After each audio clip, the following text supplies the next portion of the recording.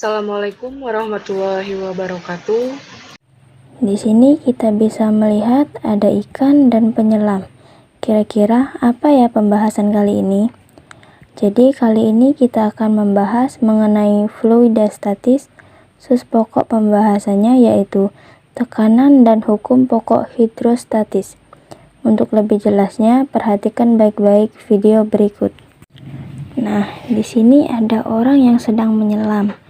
Nah, perlu kalian ketahui ya, jika kita menyelam semakin dalam, itu akan membuat kepala kita menjadi lebih sakit.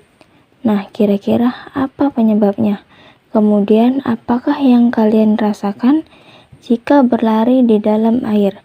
Pastinya kalian akan merasakan lebih mudah berlari di daratan dibandingkan di dalam air. Nah, kira-kira apa penyebabnya? Nah, untuk menjawab kedua pertanyaan ini, simak baik-baik penjelasan berikut ini. Fluida statis berasal dari kata fluida yang artinya zat yang bisa mengalir. Contoh yaitu zat cair dan zat gas. Kemudian, statis artinya diam. Jadi, hidrostatis atau hidrostatika yaitu ilmu yang mempelajari tentang fluida atau zat alir yang diam atau tidak bergerak. Apa sih contohnya? Contohnya nih, ada air yang berada di dalam gelas. Dia terlihat tenang fluidanya. Kemudian kolam renang, danau, dan sebagainya. Nah, di pembahasan fluidostatis kita akan membahas juga berkaitan dengan tekanan. Nah, tekanan itu sendiri merupakan gaya normal atau tegak lurus yang bekerja pada suatu bidang dibagi dengan luas bidang tersebut.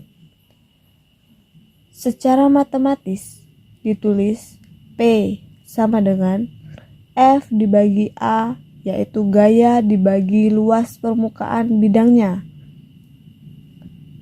Nah, untuk satuan tekanan yaitu Pascal, kemudian gaya yaitu Newton, dan luas yaitu meter persegi. Nah, di sini ada contoh. Kalau kalian misalnya diinjak kakinya oleh orang yang menggunakan sepatu high heels dengan sepatu datar, maka akan lebih terasa sakit yang mana? Tentunya akan lebih sakit ketika diinjak oleh orang yang menggunakan high heels. Nah, bisa kita lihat perbedaannya dari high heels dan sepatu datar. Kalau high heels itu ukuran alasnya lebih kecil dibandingkan dengan sepatu datar. Nah, di sini kalau dari persamaan ini gaya dibagi luas, artinya kalau luasnya kecil, kemudian gayanya besar, kemudian diinjak gitu ya, sekencang-kencangnya, kemudian ditambah si luas permukaan dari high heels nya itu kecil, maka kalau gayanya besar dibagi luasnya kecil akan menghasilkan tekanan yang besar, sehingga kita akan merasakan sakit yang lebih besar dibandingkan dengan alas yang datar. Kalau alas yang datar berarti dia memiliki luas yang lebih besar. Kalau gayanya misalnya sama, kemudian luasnya beda, yaitu luasnya lebih besar, gaya dibagi luas yang lebih besar, maka akan menghasilkan tekanan yang lebih kecil sehingga tidak terlalu sakit dibandingkan diinjak oleh high heels. Seperti itu. Kemudian yang kita bahas yaitu tekanan hidrostatis. Sesuai dengan namanya, hidro itu air dan statis itu diam. Jadi, tekanan zat cair yang disebabkan oleh berat zat cair. Nah, di sini ada suatu wadah yang berisi air dengan ketinggian H. Semakin dalam zat cair, maka akan semakin besar tekanan airnya atau tekanan hidrostatisnya. Nah, secara otomatis pH atau tekanan hidrostatis itu tadi asal mulanya yaitu F per A sama dengan M kali G per A sama dengan Rho F kali G per A itu sama dengan Rho A kali H kali G per A. Jadi A-nya kita coret sama dengan PGH. Nah, ini persamaan akhirnya. Untuk Rho itu massa jenis fluida kilogram per meter kubik. Nah, G-nya itu percepatan gravitasi. Kemudian ada yang disebut dengan tekanan mutlak pada kedalaman zat cair. Nah, tekanan mutlak itu tekanan pada suatu kedalaman tertentu. Nah, persamaan tekanan mutlak dalam zat cair itu P sama dengan P0 ditambah pH. Nah, pH-nya kita uraikan menjadi tadi Rho kali G kali H yang tekanan hidrostatisnya. Nah, P0 itu apa? Nah, P0 itu adalah tekanan pada permukaan zat cair atau disebut dengan tekanan atmosfer. Kemudian untuk tekanan udara, P0 sama dengan 1 atmosfer sama dengan 76 cm Hg sama dengan 1,01 kali 10⁵ Pa.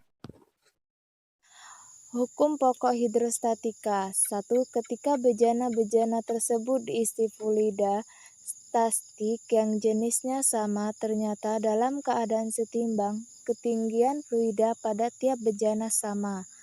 2. Berdasarkan konsep tekanan hidrostatik, tekanan pada masing-masing dasar bejana adalah sama. 3. Ketiga fluida seperti gambar dikenal dengan hukuman utama hidrostatik. Hukum pokok hidrostatika dirumuskan menjadi P hidrostatis di titik A sama dengan P hidrostatis di titik B. Semua titik yang terletak pada bidang datar yang sama di dalam zat cair yang sejenis memiliki tekanan yang sama. Contoh, pipa U berhubungan diisi air dan diisi minyak tanah. Untuk H1 jarak titik A terhadap permukaan fluida 1, H2 jarak titik B terhadap permukaan fluida 2, Rol 1 massa jenis fluida 1, Rol 2 massa jenis fluida 2. Secara matematis, hidrostatik P hidrostatis di titik A sama dengan P hidrostatik di titik B, sehingga PA sama dengan PB atau diuraikan Rol 1 GH1 sama dengan P2 GH2.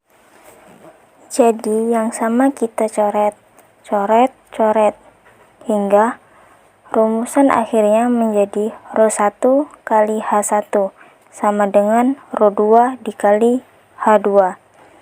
Jadi dari persamaan ini kita bisa mencari massa jenis akhirnya berapa, atau misalkan massa jenis minyaknya itu berapa.